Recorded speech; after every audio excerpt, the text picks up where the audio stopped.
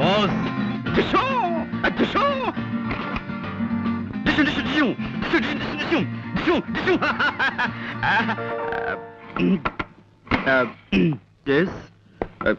come on.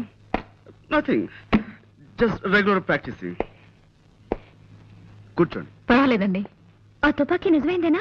తుపాకీ కాదు, pistol. చూపించరా? వదిలేండి.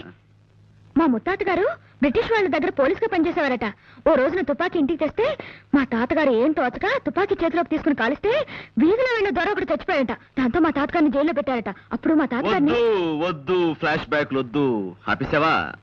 అమ్మాయ్యా, మీరేమిటి ఇలా వచ్చారు? ఇవాళ పొద్దున్నే నేనే చంటబ్బాయినంటూ ఇంకొక అతను వచ్చాడు. ఓహో, ఏమిటి చంటాబాయినంటూ ఇంకొక అతను వచ్చాడా? నిజమే. అతని పేరు పట్టాభి. పట్టాభి అంటే కళ్యాణ్ అన్నయ్యే. అతను వచ్చాడా? అవును. ఆ ఇద్దరు అన్నదమ్ములు నా ముందే పోటాడుకున్నారు. ఏమిటో అన్నయ్య తిరిగి వచ్చాడన్న ఆనందం 2 రోజులు కూడా మిగల్లేదు.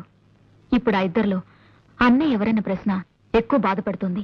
నాన్నగారు బాధ చూడలేక మిమ్మల్ని సలహా అడుగుదామని జ్వాలను వెంట పెట్టుకొచ్చాను. డామ్ ఇట్, కేసు మరో మలుపు తిరిగిందన్నమాట. ఇప్పుడు వెల్, ఓ పని చేయండి. మీ నాన్నగారితో వాళ్ళిద్దరినీ విడివిడిగా వాళ్ళ చిన్నతనపు విషయాలు ఏమైనా అడగమానండి. నిజమైన గుర్తులు చెప్పిన వ్యక్తి నిజమైన చంటబ్బాయి. That's all.